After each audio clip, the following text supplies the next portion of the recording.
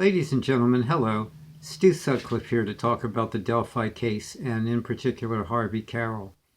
This has to do with the 70 people / witnesses that Harvey insists were on the trails that day in Delphi, Indiana, February 13th or 14th, 2017. Okay, Harvey says there were 70 people there, and this is not hearsay. This is what he has told me on several occasions. Sometimes he refers to these 70 people as witnesses. Other times he refers to them as just simply people or visitors. And I asked him, what did these witnesses witness? And he says, oh, bridge guy, of course. Okay, that doesn't sound quite right with me. That doesn't wash. All right, first of all, you all need to know Harvey Carroll has never been to Delphi. He has never set foot on Delphi soil. I don't even know if he's been in Indiana or not, but he will freely admit that. So how could 70 people just happen to be there on that day and nobody's interviewed any of them? No one's gotten out here on YouTube and said, here, I'm presenting one of these witnesses, they will talk. What did you see that day, sir? And, there hasn't been any presentations made. Nothing has been shared with us in 3.5 years by Harvey to substantiate or corroborate his citing of 70 witnesses. This person that these people witnessed, if they even exist, might not be Bridge Guy. He could just be some schmuck out there walking the trails. The people happened to see him because he looked a little out of place. Well, probably 60 or 70% of the Delphi population looks a little out of place. So, okay, let's just say, all right, so we have 70 witnesses. Was his little worker Sandra, was she out there that day of the murders or the day afterwards with a notepad or a Chromebook just taking information? Excuse me, sir, well, could you tell me what you saw today? Oh, I'll also need your name. Do you live around here? Ladies and gentlemen, it doesn't make sense. It's ridiculous. The whole idea of these witnesses. Now, I'm not going to get into this other stuff with Harvey Carroll about the facial enhancements and the suspect matrix and all that other useless BS that he does. I'm just focusing on these 70 witnesses.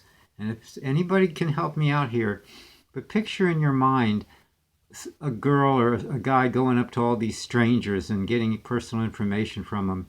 There might have been 70 people on the trails that day or near that many, but half of them were just enjoying themselves and had no idea what was going on. Harvey didn't specify if this was on the day of the 13th or the 14th. If it was on the 13th, they didn't even know the girls were missing until like 5 o'clock or whenever the heck it was. You know, nobody would have been questioned then. It wasn't even thought that they were dead then. So this whole idea of 70 witnesses makes no sense to me, and Harvey standing by that and just constantly throwing it out there makes me wonder about his mental state. It's just crazy.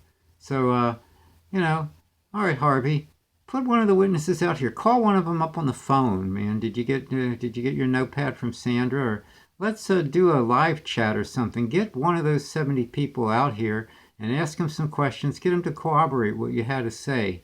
Otherwise, put out or shut up. You're just strange with that, man. Getting to be like Michael Catton as Thomas Bruce. Just people don't want to let go of certain ideas here.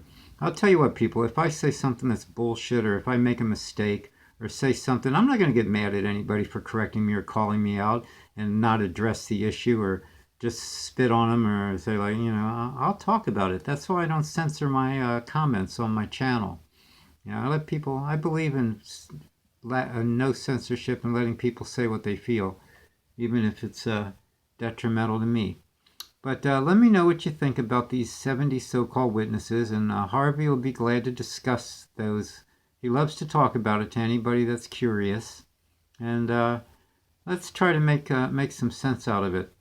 And then don't forget, this is 3.5 years now. Anybody out there then would have a foggy memory, and it's useless. All these 70 people out there would be useless now. Bridge Guy probably was not seen by anybody except Libby and Abby on that day. He was very careful, and I don't want to hear about the lady walking her dog. She moved away after that. Flannel shirt guy, all these other people. I'm focusing on the 70 witnesses Harvey says saw Bridge Guy. Okay? All right. Thank you, ladies and gentlemen. Stu Sutclif signing off. Peace, love, and happiness, and be safe from the virus. Social distancing and masks. Bye-bye.